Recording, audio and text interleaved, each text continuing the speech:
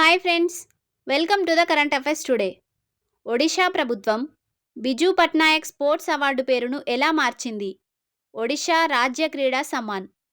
ఇటీవల కేంద్ర బొగ్గు మరియు గనుల శాఖ మంత్రి G Kishan Reddy mineral exploration హోకథానన్ను ఏ నగరంలో ప్రారంభించారు? హైదరాబాద్. జాతీయ ప్రసార దినోత్సవం ప్రతి సంవత్సరం ఏ రోజున జరుపుకుంటారు?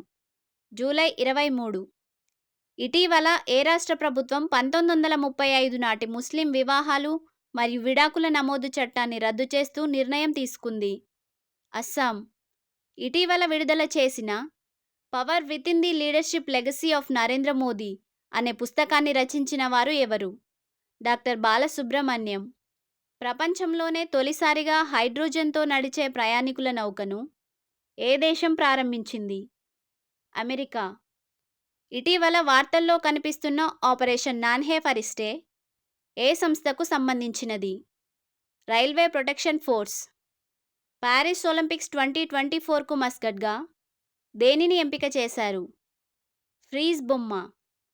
గ్లోబల్ ఎన్విరాన్మెంట్ ప్రోడక్ట్ ఇండెక్స్ని ప్రారంభించిన ప్రపంచంలోని మొదటి రాష్ట్రం ఏది? ఉత్తరాఖండ్. ఇటీవల వరల్డ్ లీడర్స్ సమ్మిట్ 2024 ఎక్కడ జరిగింది? లండన్.